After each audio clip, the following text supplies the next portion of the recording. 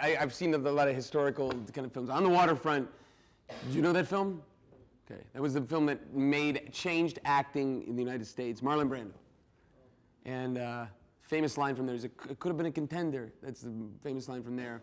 And the scene that I'll say, the other one's Casablanca, which is an old perfect movie. And the scene that On the Waterfront is probably more special to me because there's a scene where Charlie, his brother, pulls a gun on him. And remember I was talking about the acting difference? And it's his brother. And up to that point, acting in movies had always been, you pull the gun up, hey, oh, you pulled the gun on me, you know, and he didn't do that. And that scene you can literally refer to as changing acting.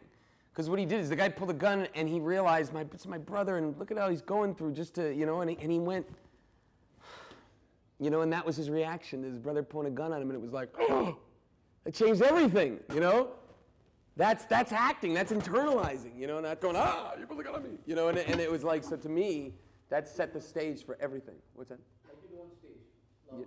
Yeah, exactly. And so, that's a good point because the early films, it was vaudeville and theater before, and so people just say, oh, let's just film that, you know what I mean? And you see the old, the great train robbery and they're, and I love you, and all this kind of craziness. And he made it real. How about you? Oh, yeah. Yeah, it's great. Again, I have to say two movies. To Kill a Mockingbird. Have you ever seen To Kill a Mockingbird by any chance? It's historical. It's fantastic. And then this funny movie. I don't know what I'm going to say. It's called Murder by Death. Oh, really? I love that movie. Yeah. It's this goofy comedy where Truman Capote is in it, and he brings all the famous... Peter Sellers is in it? Yeah. He brings all the famous detectives to a house, and they have to figure out who murdered him. So it's hilarious if you've seen it, if you haven't. It's really funny. I think Neil Simon wrote it. Yeah, absolutely. Great movie. So yours was Sixth Sense. Yeah. M. Night Shyamalan has not. I don't feel he's equaled that film. And he was so good in that movie as a first director and a stylized director. And it's almost like he's going after that over and over again, and he's not going to get there. It's like he should just make something different. Now it's every film has to have a twist. You know what I mean? And they said the last one was like almost like he thinks of the twist first, and then he makes the film around it. It's like he's modeling too much. He needs something new. That's a great question, and I don't think there's an easy answer to that. What is the future kind of a film business? Film business, not filmmaking. Filmmaking will always be there, but I mean the film business. Well, the future is like digital. I mean, let's face it. No, but I mean, where's the profits? Well, the profits. Yeah, okay. But no, please go ahead. The profit, it kind of ties right into it because I mean, if you make shoot a film all on celluloid, it costs a lot of money. If you shoot a film digitally, that decreases quite a bit. So what do you want to do? The less money you spend, and the more potential of making money can be earned. So ties right into it. Yeah, I mean that can happen too, and that they'll always publicize those kind of things that are the anomalies almost. That's not common for a film for that to happen. Yeah, there's a fluke. But Steven Seagal, who's kind of a wacky dude, those guys that were doing that and making money on meaning, there used to be this market where you can make a film for $5 million, Steven Seagal, blah, blah, blah, straight to DVD, and it would make 10, it's gone. Now they'll do the same movie, they'll make $800,000, they'll pay for it, and they'll give Steven 100. He used to get, $2 million per picture, they give him 100,000. And the actors that can't adjust to that aren't working anymore. So that's where it is, because the profits aren't there. We have friends that did it, made movies, $6, $7, $8 million movies, made $100,000 on them. You know what I mean? That's not good. That's fail. Yeah, that's bad fail. Yeah. I met the guy that funded Middlemen. It was Luke Wilson and Giovanni Ribisi. It was actually an awesome movie. I went to the premiere. It was so good. He put $32 million of his own money in. I think the movie's grossed $750,000 so far. So he lost $31,250,000 of his own money. Probably shouldn't feel bad for him, because if he can put that much in, I guarantee he's got some other. Yeah. Always OPM. You know what OPM is? Always use other people's money. That's it's true. He's right. Yeah. Well, it depends on the movie. I mean, look, Slumdog Millionaire, yes. You know what I mean? But that was.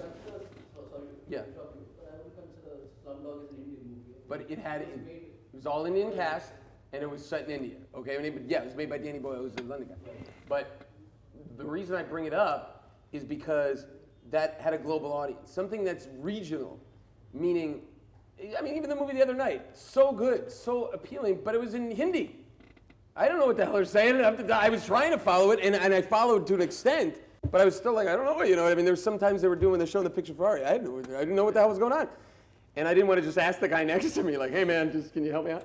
And so, you know, I would say no, that in America, yeah, there's nobody outside of that culture that's gonna go, I want to see this, unless you make something that they're gonna want to see that's global.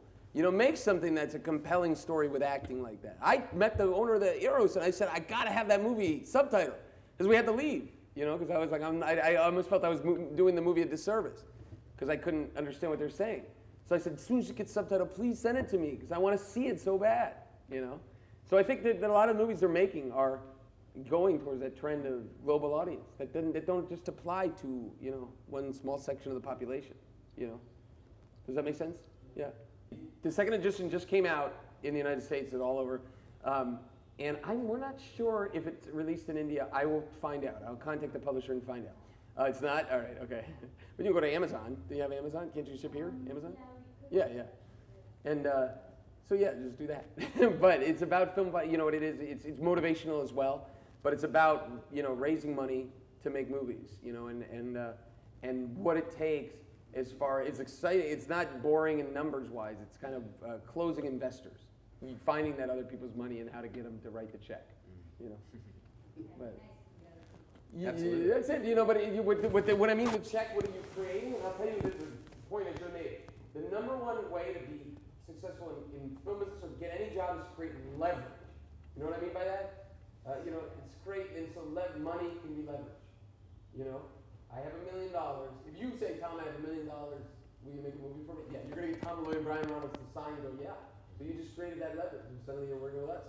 You know what I mean? If you have an incredible story, you know, that's leverage too. It's great script. You know, you have the rights. There's a guy, one of the most famous producers of all time, Robert Evans. He produced The Godfather, Love Story, you know, Chinatown. He had optioned a book called The Detective. Started his whole career by optioning a book that became the bestseller. And everybody had to get it. And he said, well, if you want it, I have to be the producer. So he created that leverage. And then he ran Paramount Studios. He made Paramount Studios pretty much from the ground. I mean, he wouldn't create it, but he made him prominent. You know, so leverage is important. And I think that's what the book talks about a lot. But that was, I mean, I'm 37. You know, there's probably some people here about my age. So 37 years ago, no, like 30 years ago, you know. What's that popular horror movie that was from either very popular Indian horror movie that just came out maybe a year and a half? Hell's, I don't know what, Hell's something. What's it called? I loved it. It was almost like Texas Chainsaw Massacre, Indian style.